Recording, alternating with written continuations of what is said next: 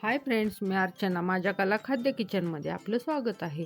हिवाळा सुरू झाला की हिरव्या भाज्या बाजारात खूप प्रमाणात मिळतात. पण घरातले हिरव्या भाज्या खायचं म्हटलं की नको म्हणतात.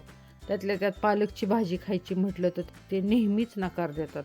जर तुम्ही माझ्या पद्धतीने पालकची भाजी केली तर तुमच्या घरचे बोटच काय ताटही पुसून खातील याची मी तुम्हाला 100% खात्री देते. आणि तुमच्या घरात अशा पद्धतीची पालकची भाजी आठवड्यातून एकदा तरी बनेल याची मी तुम्हाला 100% खात्री देते. तर चला आपण पालकची भाजी बनवूयात. त्यासाठी आपल्याला गॅसवरती कढई गरम करायला ठेवायची. कढई चांगली गरम झाली की त्यामध्ये थोडंसं 1 ते 1.5 चमचा तेल टाकायचं. तेल चांगलं गरम झालं की त्यामध्ये मोहरी टाकायची. मोहरी चांगली तडतडली की त्यामध्ये जिरे टाकायचे. जिरे चांगले फुलले की त्यामध्ये आपण एक मीडियम साईजचा बारीक कट केलेला कांदा टाकायचा आणि 2-3 हिरव्या मिरच्या बारीक कट करून टाकायच्या. त्या व्यवस्थित अशा परतून घ्यायचा. कांद्याला छान असा ब्राऊन कलर येईपर्यंत व्यवस्थित हलवून घ्यायचे. कांदा जास्त काळा करायचा नाहीये. असा मीडियम ब्राऊन कलर आला की त्यामध्ये 8 ते 10 लसणाच्या पाकळ्या बारीक कट करून टाकायच्या. लसूण जास्त लाल करायचा नाहीये आणि जास्त कच्चा ठेवायचा नाहीये. अगदी थोडासा कच्चा ठेवायचा लसूण, म्हणजे आपल्या भाजीला खूप छान टेस्ट येते. लसूण टाकला की व्यवस्थित आपण हलवून घ्यायचे आणि यामध्ये आपण एक मीडियम साईजचा टोमॅटो बारीक कट करून टाकायचा आहे. तोही छान आपण असा मिक्स करून घ्यायचा व्यवस्थित. त्यामध्ये टोमॅटो छान असा मिक्स करून घ्यायचा आहे. अगदी नॉर्मल टोमॅटो शिजू द्यायचा आहे.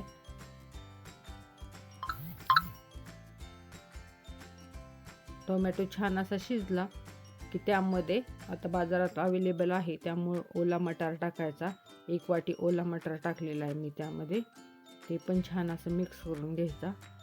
तेलातच असा मटार परतल्यामुळं थोडासा मऊ पडलेला असतो आणि शिजायला मदत होते. थोडीशी अर्धा चमचा हळद टाकायची, 2 चमचे लाल तिखट टाकायचं, चवीनुसार मीठ टाकायचं आणि हे सगळं आपण व्यवस्थित असं मिक्स करून घ्यायचे. गॅसची फ्लेम मीडियम ठेवायची. जास्त हाय करायची नाहीये किंवा जास्त लो करायची नाहीये. व्यवस्थित असं परतलं गेलं पाहिजे. आणि आता यामध्ये बारीक कट केलेला पालक टाकायचा आहे.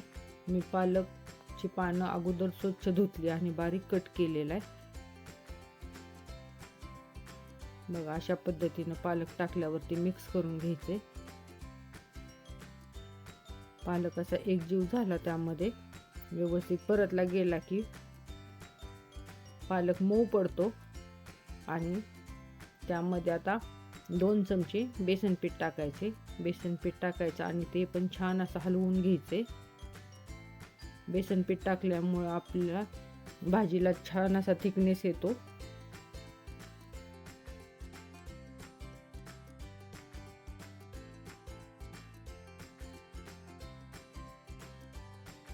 आणि त्याला छान अशी टेस्ट येण्यासाठी अजून पण आपण त्यामध्ये 2 चमचे भाजलेल्या शेंगदाण्याचा कूट टाकायचा. तोही छान असा मिक्स करायचा. आत्ताच बघा भाजी किती छान अशी दिसते व्यवस्थित. आणि यामध्ये 1 ते 1.5 कप गरम पाणी ओतायचे. हे मिक्स करायचं व्यवस्थित आणि याला छान अशी उकळी आली. हे 10 मिनिटासाठी झाकून ठेवायचे. आता 10 मिनिट झालेत. आता चेक करूयात आपण. बघा भाजी आपली किती छान दिसते. भाजीचा वास तर इतका सुंदर येते की आता बघताच तोंडाला पाणी सुटते. इतकी सुंदर भाजी दिसते. आणि ही भाजी भाकरी बरोबर, रोटी बरोबर किंवा भाताबरोबर पण खूप छान लागते. अशा पद्धतीनं भाजी जर तुम्ही केली तर 100% खात्री तुम्हाला देते की ही भाजी तुमच्या घरात फस्त होणार. इतकी सुंदर भाजी लागते. बघा किती सुंदर दिसते. ही भाजी जशी दिसायला सुंदर दिसते तशी चवीलाही खूप छान लागते. खूप टेस्टी लागते. लहानांपासून मोठ्यांपर्यंत सगळ्यांनाही आवडेल. जर तुम्हाला माझी रेसिपी आवडली किंवा माझ्या चॅनलला अजून तुम्ही सबस्क्राईब केलं नसेल तर सबस्क्राईब करा. माझ्या नवीन नवीन रेसिपी रोज येत राहतील. जर तुम्हाला माझी रेसिपी आवडली तर लाईक करा, शेअर करा आणि सबस्क्राईब करा. थँक्यू.